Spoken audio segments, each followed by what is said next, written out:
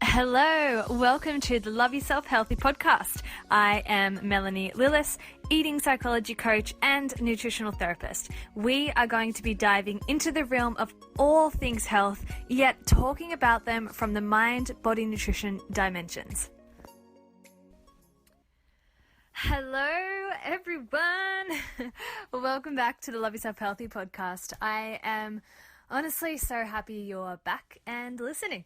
I just love podcasting, and I know this is only my second podcast ever, but I've been on such a high ever since I started, and all I can do is just think about every topic that I want to cover, every person that I want to try to get into interview, and how many things I can teach you purely just through speaking into a microphone.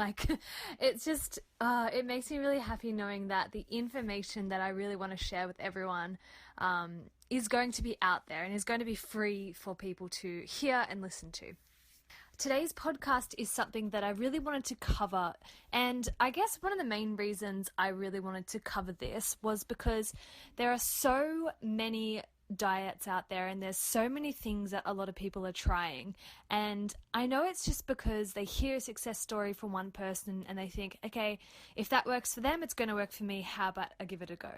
And something that I've also noticed a lot of people trying lately is intermittent fasting, and I have no problem with intermittent fasting. I have no problem with people trying different diets. I just want to stress before I get into anything that if it works for you, it works for you. If you have no health complaints, if you're not struggling with any type of weight issue, any type of digestion issue, any type of nutrition issue, etc., then I'm not going to try and change what you're doing. I just want to stress that, because some things that work for some people just really do not work for others.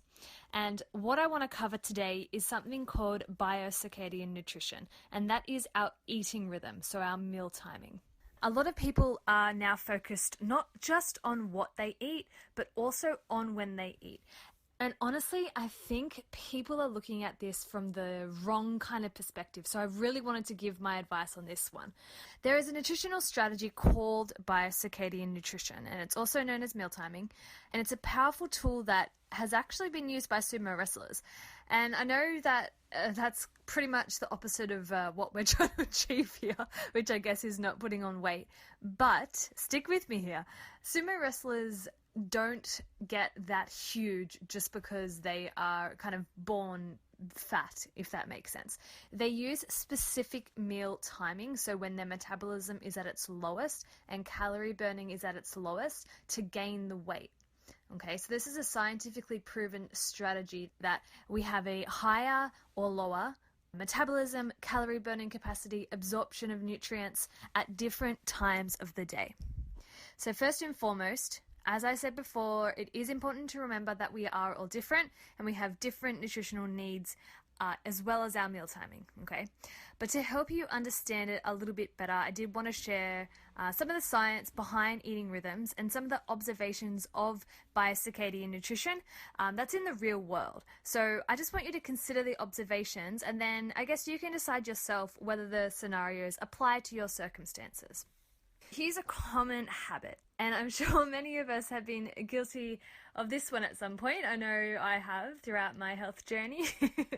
So let's say you wake up in the morning and you decide against eating breakfast, and you just think, I'm not hungry, I'll have a cup of coffee, maybe some cereal, maybe a piece of fruit. If I eat just enough to get me through to lunch, this is going to help me lose weight because I'm going to be lowering my calories. And many people think this is a good strategy to lose weight. And as I said, for some, and I'm going to suggest minority, yeah, okay, this is going to work. But I promise you, for the most part, it's not. And science is also going to back me up here and say that this is not a good strategy. Your body temperature is actually rising in the morning, and that's to prepare you for metabolic changes. So if you don't eat much, or if you don't eat at all in the morning, it's actually going to stress the body, because the body's going to think, I was going to raise the metabolism with a morning meal. I thought I was going to get an abundance of food, but you know what? There's actually not that much here. there must be a famine. So I'm just going to slow down your metabolism, store as much as I can in your fat stores, and refrain from building your muscle. There's going to be tough times ahead, so our body is going to try and make us a survivor.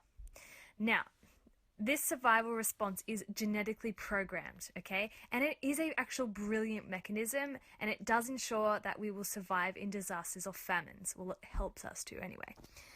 If the brain senses a low food supply, it's going to make simple changes to the metabolism in order to conserve your energy. So it's going to store fat and it's going to stop building muscle. I know this kind of sounds like, why can't the brain be a little bit smarter and just realize I just want to lose weight? But I am genuinely pretty amazed at how the body can do these kind of things. And I'm going to give it a high five for all of us because it is amazing and it is going to help us. Yet, this incredible survival response does create the opposite effect of what you want when you're losing weight. So if you are someone that's sitting there thinking, that's me, I'm struggling to lose weight, maybe I've got some digestion issues and I maybe have some constipation in the morning. If you are one that's skipping your brekkie, listen up, okay? This might really apply to you. All right, let's keep going with the real life scenarios. Put your hand in the air if you are guilty of drinking coffee for breakfast. Shame on you. No, I kid. I kid. I am one of those people. I love coffee. But you are making the situation even worse because coffee actually raises the cortisol levels in your body. Remember that hormone that we spoke about in the last podcast? Cortisol is the chemical that signals the body to store weight, store fat, and not build muscle. It's a stress hormone. So this means that the caffeine stimulates the stress response, which encourages weight gain. This doesn't mean that coffee is bad. As I just said before, I love coffee and I actually drink coffee in the morning as well. But if you are combining it with a lack of food, that's when you're going to have some issues, okay? That's when you're going to have significantly higher cortisol levels. And this will ultimately suppress your digestion and it will prevent weight loss no matter how many calories you're trying to avoid. As you see, it will keep coming back to the essential role that cortisol plays in general health and weight maintenance. Now, cortisol isn't the bad guy. I will be mentioning it quite a lot throughout this podcast, but it is an integral hormone of the body, and without it, we actually couldn't exist. In the correct quantity, it actually will help you manage the function of every single one of our major body systems. But when we are consistently overproducing cortisol, we will prematurely age, we will gain weight, and we're going to slowly wear down the body systems. All right, let's go back to our eating patterns. Let's go back into a real life scenario. Say it's lunchtime and you have either eaten your brekkie or you've eaten a small brekkie, or maybe you've had nothing at all. And you decide mid-morning that you're going to have another coffee. You have some energy, but you don't really feel the need or desire to eat a big lunch. Remember that you are someone that is trying to decrease the amount of calories that you're eating in the day. But maybe as well, you just don't actually have time for lunch. So if you're someone listening and you think, hey, I'm not actually trying to decrease my calories here. I just don't have time in the morning, so I grab something on the go. And I don't have time at lunch, so I'm not eating a big meal. I want to stress that it needs to be an importance to you. Maybe you need to wake up a little bit earlier to have the brekkie. Maybe you need to make sure you have a scheduled time for lunch. If you're doing this kind of eating pattern, you're actually encouraging your body to work against you. Your body is designed to digest and burn the most amount of calories when the sun is at its peak. So when you don't give your body the adequate fuel during this period, you're going to miss the peak metabolic rate for the day.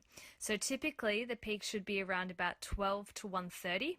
If you fail to fuel your body during this peak, you're going to miss your ultimate calorie burning capacity and when your metabolism is working at its best. So many people become irritable around about the afternoon time, and this is where I think a lot of people got that 3:30-itis saying from, because around 3:30-itis, people are getting sluggish, irritable, and you want to grab a quick snack. But by this time, an apple's not going to cut it. And usually people are going to reach for the sugary foods like the cookies or the chocolate or the lollies or the chips. It's usually going to be an unhealthy snack. Who else is sitting back there thinking, oh my God, this is me? Look, if you don't have a healthy and a consistent eating habit, you have an abnormal rhythm called arrhythmia, and that means you're just not in sync with your body's natural flow. If you're following this kind of eating pattern, the cycle is not going to stop at lunch. As we know, eating smaller calories in the day and skipping meals leads to those dreaded late night munchies or overeating in the afternoon. If you follow such an arrhythmic eating pattern, you're more than likely going to have a large snack before dinner and then potentially even overeat at dinner, or maybe you're overeating after dinner or binge eating. And this is where the issue is. You're trying your hardest to lose weight. You're trying your hardest to cut down your calories. So when you wake up, that's what you're doing. You're either skipping brekkie or having no breakfast, and then it gets to lunchtime and you're still feeling, I guess, pretty headstrong, and you're like, nah, I'm good. I'm not going to have a big lunch. And this is where the issue is, because when you get to the afternoon or you get to dinner time, your body is craving, and that's when it's hard to keep that self-control. And unfortunately, the body's ability to actually burn calories in the nighttime is significantly lower to in the day. And this is in preparation for the rest and recovery stage. So if you're eating your large meal around about 8 p.m., it becomes a higher caloric load on the body than if you'd actually eaten the same meal at lunchtime. And this has actually been such a big one when it comes to people trying to lose weight, because let's have a think about it for a second. A lot of people's biggest meals of the day are at dinner time. I know mine used to be, and I'm not sure why that was. I think it's just how we grew up. I'm not too sure, but my family used to have quite a big dinner, and I think that's the same for most people. So not being able to burn as many calories in the nighttime isn't the only downside of eating large meals before bed. When you eat too much before bed, you're going to miss out on the benefits of a good sleep. So during sleep, your metabolism changes, and this allows the body to focus on maintenance, detoxification, repair, growth of tissues, things like that. And it's during sleep that the body grows new muscle and bone. So the liver, your main detoxification organ, it does most of its work in the late evening and early hours of the morning when you really should be fast asleep. I'm sure you all know that sleep is vital for effective function and repair of the body, and if we don't get enough sleep, our bodies will pay the price. When you eat a lot of food before bedtime, the energy will be rerouted. So instead of repairing, detoxifying, and growing, we're going to be focusing now on digesting the food that's in your stomach. And that means greater blood flow throughout the body, and that's going to disturb sleep and even prevent the deep sleep that you need. So you might be thinking, when is the ultimate time to consume your dinner? And as I've been saying, everyone is really different, but you'll often hear nutritional experts recommend that you consume your dinner around about 4 hours before bedtime. And yeah, I think that's a pretty good recommendation, and that's because 4 hours is enough for most people to actually fully digest and metabolize a meal. So if you allow this time to finish your meal, your body's not going to have to raise the temperature when you're sleeping in order to metabolize the food. So a lower temperature just means that it's easier for sleep onset to occur, followed by a restful night's sleep, and your body gets a chance to actually do what it's supposed to do overnight. So you're going to be able to heal, detoxify, rebuild, and restore without having to divert any of that energy to digestion.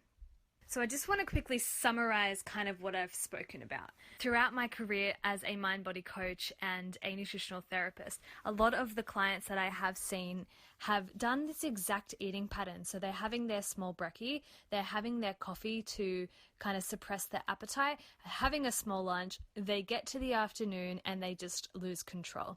So I really want to urge you to enjoy a hearty breakfast. Take your time consuming a relaxed lunch away from your desk or away from any kind of work that you're doing, and finish with a smaller dinner well before bedtime. So everybody, now that you have some strategies and tools to aid you in your weight loss journey, it's time to experiment. So learn what works best for you and your body. We all have our unique body shape. We all have unique weight distribution, lifestyle, and demands. It's all right to make mistakes along the way, but be curious. Become a scientist about your own body. Learn what works for it and learn what doesn't. Thank you so much for listening. Please be sure to subscribe and follow me on Instagram at Melanie Lillis, or you can email me at lyh_podcast@outlook.com. I look forward to chatting with you all next week. Bye bye.